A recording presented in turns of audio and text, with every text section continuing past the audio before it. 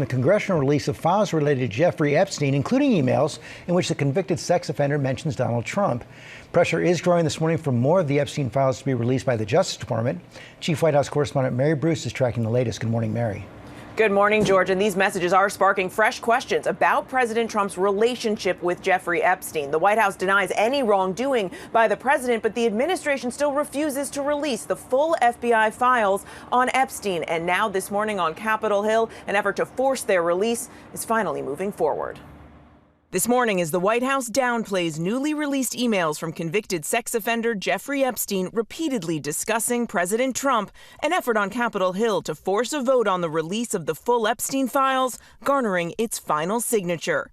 Congresswoman Adelita Grijalva sworn in after a 7-week delay, signing on to the petition to force a vote on the files' release as her first act in Congress.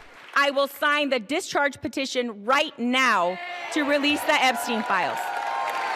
The White House is well aware that a vote would put Republicans in an uncomfortable position. Many of the president's supporters have previously called for their release.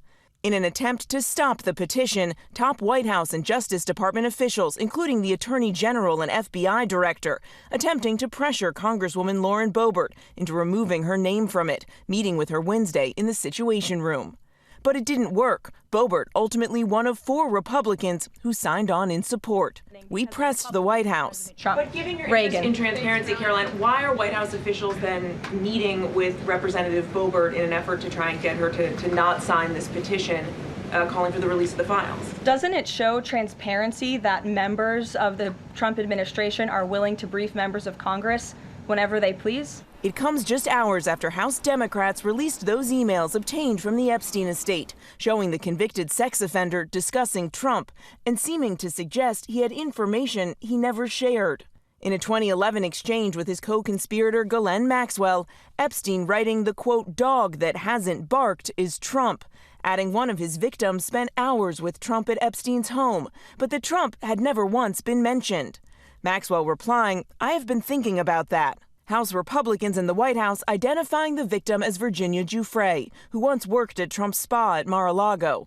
Giuffre said she never saw Trump do anything inappropriate. She died by suicide earlier this year.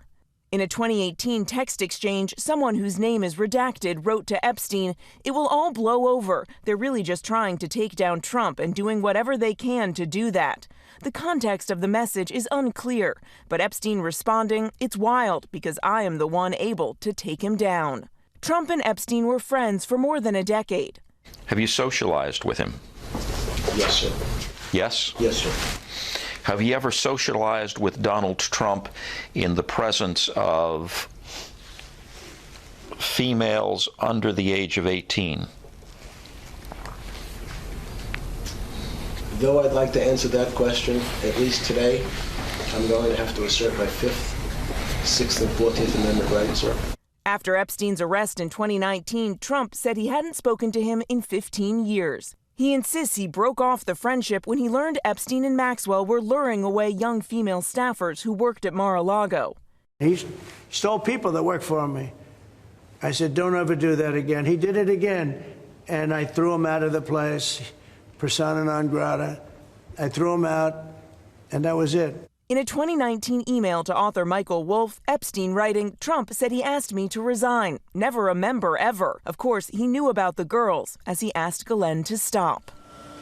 Now, Ghislaine Maxwell is currently serving a 20-year sentence for sex trafficking. Sources say she's angling for a pardon, and when asked about it, Trump hasn't ruled it out. Now, as for that petition to force the files released, Speaker Johnson, who's gone to great lengths to avoid a vote, now says he'll bring it to the floor next week. Right, and George, you talk about great lengths, Mary. Pretty extraordinary to have the Attorney General and the FBI Director in the White House Situation Room lobbying a member of Congress. We've never really seen anything like that before. We certainly haven't, George. They are going to great lengths, as you said, to try and stop these full files from being released. But as we said, that effort simply didn't work here yesterday. Mary Bruce, thanks.